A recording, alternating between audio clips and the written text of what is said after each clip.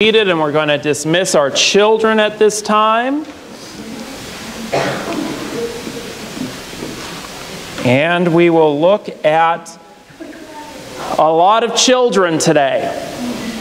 A lot of children. We're going to see 12 of them today as we see the family matters that continue after Jacob's wives from last week. So,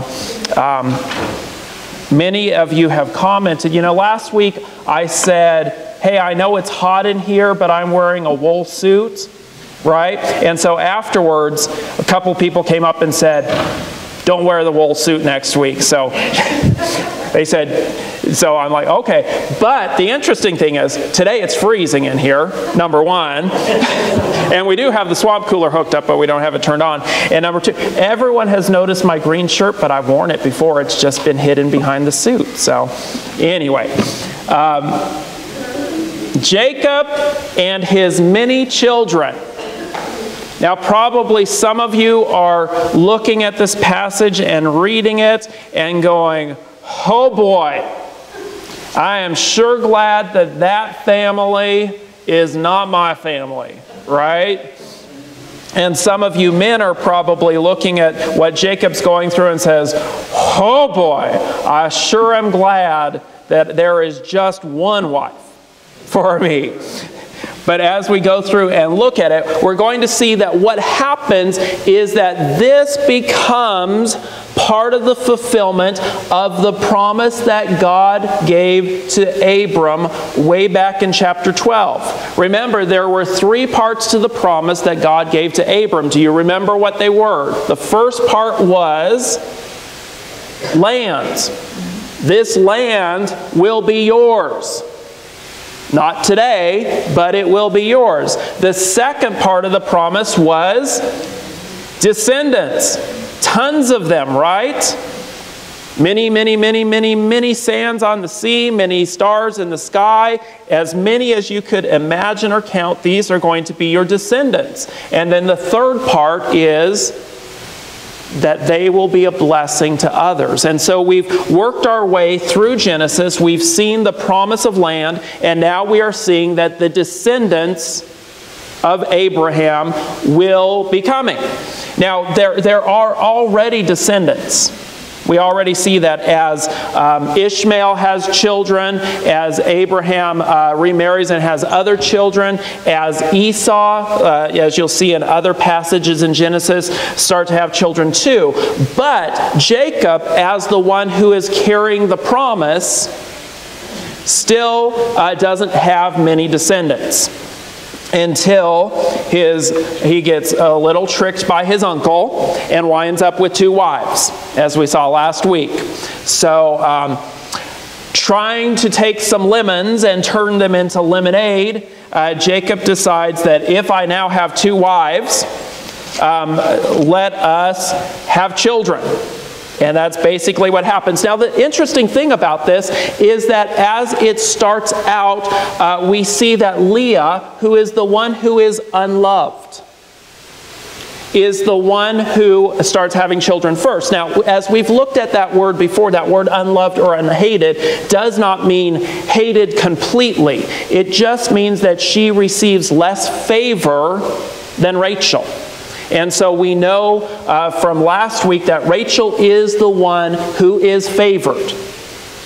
Jacob decided that he was going to work 14 years because of Rachel, because he wanted Rachel as his bride. So she is the more favored one. But when we see that, we just have to remember that context is a little bit different for us, because we'll see unloved or hated, and we'll say, well, then there is no reason why they should be having children. She is just less favored. But having said that, there is still something going on psychologically within the life of Leah. And that is that she wants to be able to please her husband Jacob. She wants to be loved. She wants to be the one who is favored, and so she begins to believe that this can happen through the process of having the children. And for whatever reason, God starts to bless her with children. And so she has, the first, we see 4 sons: Simeon, Reuben, Levi, and Judah. And as each of these sons are born, yes, I did it out of order. It's Reuben, Simeon, Levi, Judah. Some of you might have caught that. But anyway, as they are being born, we see her angst and her desire to win her husband's favor in the way that she names them. Names are significant and have meaning to them. And so all of the names that she gives her sons are names of longing.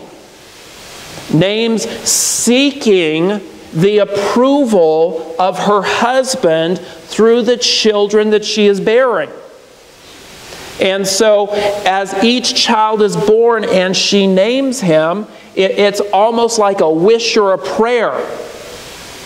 That this son, this one, is going to be the one that allows me to have favor with Jacob. And we see that as each one comes, and as each one is named with that same longing and that same desire, that there's something missing in her life. She's not loved. She's not favored in that way. And the hope that she instills in her sons by the way she names them goes unfulfilled.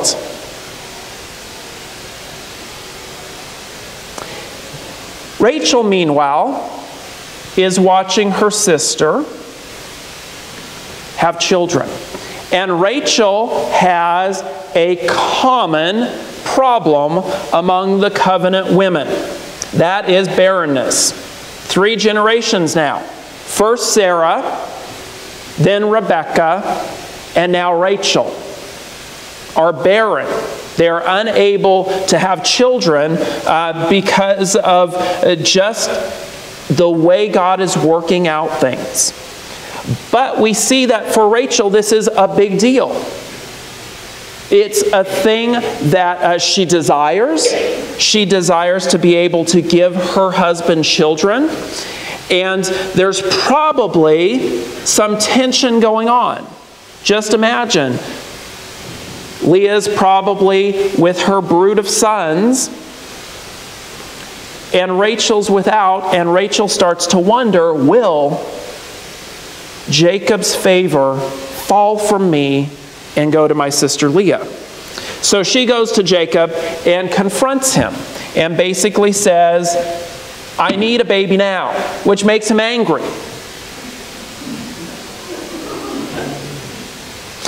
This is a big strike and blow to his manhood, is basically what she's doing at this point in time. What's your problem, Jacob? And so when Jacob responds with a little bit of anger and feistiness, you can probably understand. Woman, I don't have anything to do with this. This is God's business. Okay? And so that creates tension. But then Rachel has a solution. When Laban gave her in marriage to Jacob, he also gave her a maid. And so Rachel, using common practices in that day, would allow the maid to be her surrogate. And so she goes to her maid, Bilhah, and says, you are now Jacob's wife. You have one responsibility, that is to produce children for me. And so these are not Bilhah's children. Rachel names them. They are Rachel's. Okay, in terms of custom, in terms of culture, in terms of the way they do things, Bilhah is simply a surrogate womb for Rachel. And so Rachel does begin to have children through Bilhah. So she has 2 children, and then once again we see that tension because she starts naming them in ways that, much like Leah, are like prayers. May these boys be the fulfillment that I am desiring and seeking. Well, while all of this is going on, Leah is no longer able to conceive children.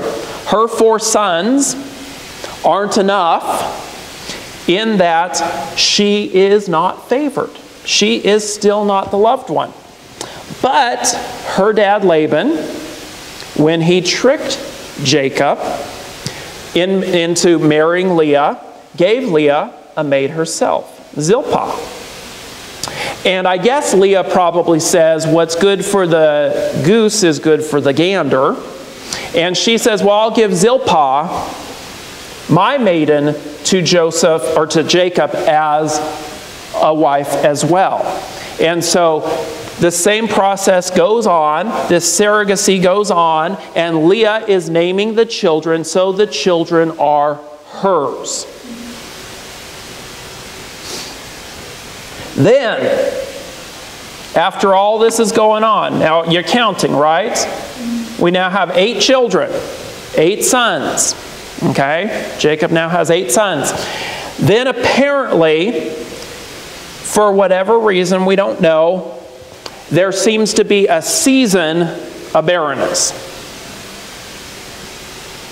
Now, you have no idea what this family looks like. You know, if you're I'm thinking about it because we don't really know their ages. I'm assuming, let's say, every 2 years or so, a new kid is born. Okay, so we're just putting that into the mix. But anyway, there's a season of barrenness. But there is a perceived solution to barrenness in this culture, in this society. And one day, oldest son, Reuben, is out in the fields. It's wheat harvest time. And Reuben manages to dig up some mandrakes. Okay? Now, some of you who are Harry Potter fans will recognize the word mandrakes because in Harry Potter, they have little plants. When you pull them up by the roots, they look like human beings and they scream loudly. Right? That's in Harry Potter. Almost accurate. Okay? They are plants. When you pull them up, the roots do look like a human being, but they don't scream unmercifully. Okay? Because they're plants. Anyway, Reuben finds these, and according to their culture, their thought process, and some of the cultic practices of the people around them, the thought was, since that root looked human-like, that these plants, these mandrake plants, had medicinal purposes and use and could help to bring on pregnancy. So Reuben, knowing his mom's misery at not having his dad's love, takes the mandrakes to his mother and says, "Here you go. Take these, and maybe you'll be able to have more children." Well, Rachel gets wind of this, and she wants the mandrakes for herself. Remember, Rachel is still 0 for 8 in terms of the boys. And so she goes to Leah and says, "I need those. Give them to me." And so after negotiating, they negotiate a deal. "I will give you the mandrakes, Rachel. They'll be yours. But I am hiring Jacob's services for the night." It's like a siring fee or something. I don't know. It's just craziness what is going on here. But anyway, and so that's what happens. But Leah apparently is not confident that her sister will act in good faith, because as soon as Jacob comes in from the fields that night, she's right there. And she says, "You've been hired for the night. Come with me." Okay, so he does. And God, once again, opens Leah's womb. And she becomes pregnant. Interestingly, she does not need the mandrakes, those things that would, by their perception, bring on the conception. And Rachel has them and does not conceive even with the mandrakes. But Leah, once again, is able to conceive. And so she conceives a 5th and a 6th son. So we're now up to 10. And for good measure, she pops out a girl too. Okay? So now we have 11 children. Finally, after all of this time, God decides to allow Rachel to conceive. And so we have no idea the wonder, the joy, the concern, everything that goes through her mind, but she is able to finally, through all of this, deliver that son that she has so wanted to give to her husband. And so she names him Joseph, which basically means another one's coming. It does. It means let there be more.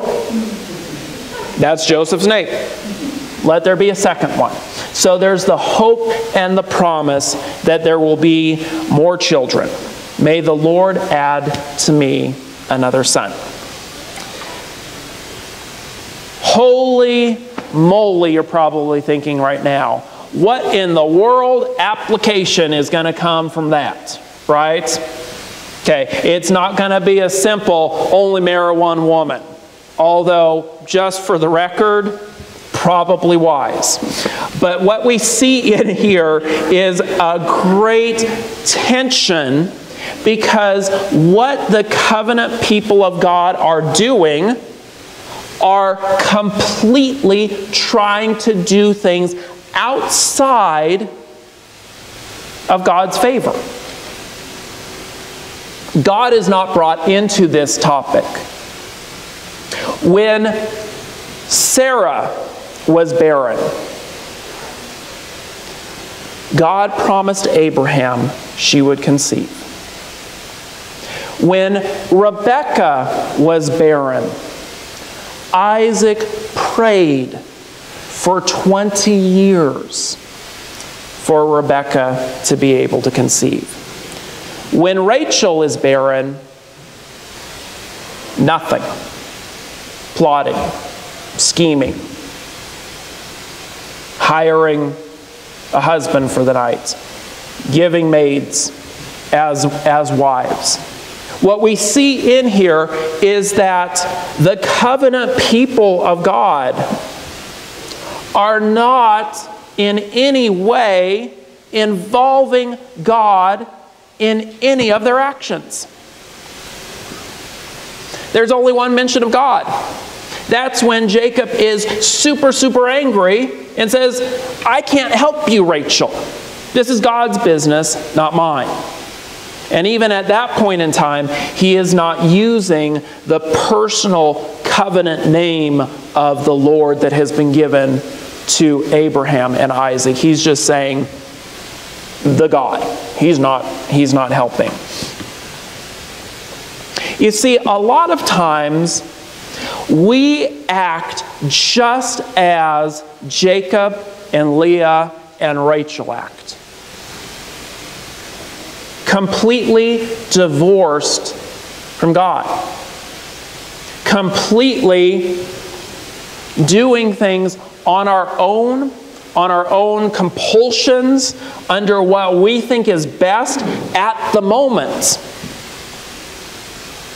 And sometimes there are great consequences to that. Now, yes, the covenant promise is fulfilled as these children are coming and coming and coming. Yes, there will be many descendants through them.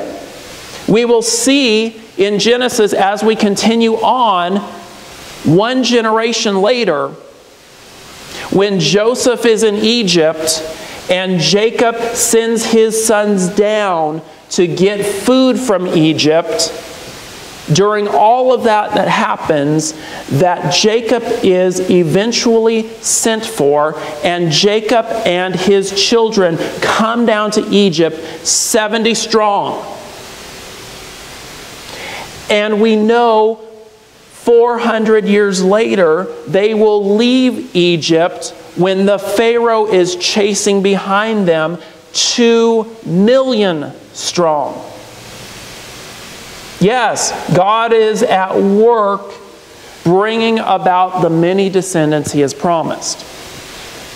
However, as they are doing this in their way and under their direction and without God, there are consequences to that. We'll see that throughout the rest of the book of Genesis. There is favoritism. There is envy. There's strife. There's plotting. There's attempts at murder. There's deceiving. There are all kinds of things that go on as this family, the family of Jacob, by making these decisions outside of any prayer to God, any thought to God, will face consequences that are extreme. Now, is God able to use those circumstances and those consequences and work through those broken, messed up people to enact His will? Yes. As a matter of fact, by the time we get to the end of Genesis, in chapter 50, Joseph will say, "What you, my brothers, intended for evil, God intended for good to save His people." So God can work through those circumstances. But let me tell you something. Just because He can work through those circumstances doesn't mean that we should be people who are living our lives without Him. Doesn't mean that we should be people making our decisions without consulting God. We shouldn't be deciding things and doing things. And what we do when we do that is that we mess them up. We look like Jacob and his family. Because a decision that seems so right to us in the heat of the moment is most likely very often not the right or the best decision at all. And so the decision may be made and God may work through that, but there is a lot of pain and heartache in the process. Imagine being Gad and Asher. You're a son, but you're a son of a maid. You're sort of adopted. You're, through this surrogacy program. And you may be with your brothers, but do you really feel like you are one of the brothers? We don't know.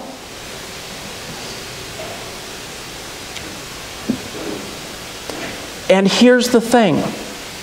It would have taken just one person in this family to stand up and say, "Stop the insanity."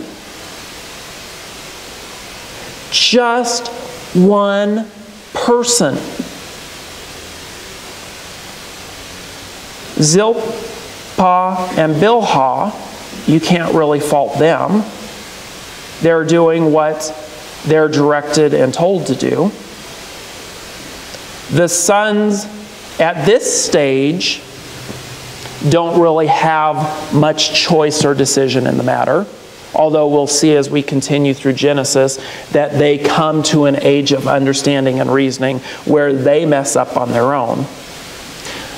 But Leah, Rachel, Laban, wherever he is, and Jacob certainly could have stood up and said, "Stop the insanity." Why are we doing all of this under our own effort, our own compulsion, our own thought process, under our own emotions, and why are we never consulting God in this matter? it seems that Jacob, as one who has met with God, should be the one who is able to stand up and say, enough. Instead, it seems that Jacob allows all of this to go on.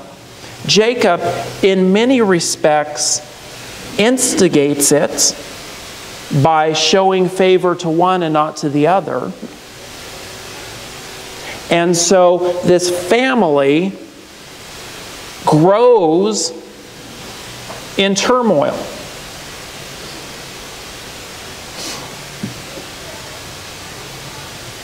As a Christian, you have the source of wisdom. You have the source of all power. Yet how often do you and do I choose to do things under our own power, our own emotion, our own thought process, and never, ever consider God? And the only time we may consider God is when the decision that we have already made has really messed things up, and so we go to God in desperation and say, fix it.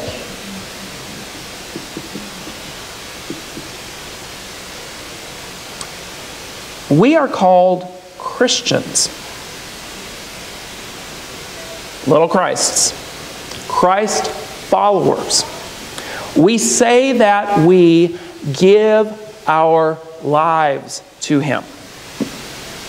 Jesus Himself said, take up your cross daily.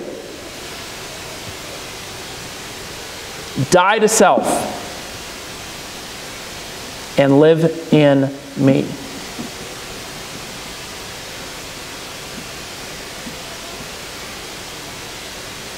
But do we do that? Do we trust that? Do we believe that? God blesses. And God blesses through this family situation. And God will continue to bless through this family. But a lot of pain and heartache could have been avoided. A lot of attempted murder may possibly have been avoided. A lot of actual murder may have been avoided. A lot of things could have been avoided if one person would have turned to God, or if one person would have stood up and said, stop. Turn to God. Trust in Him. Let's pray.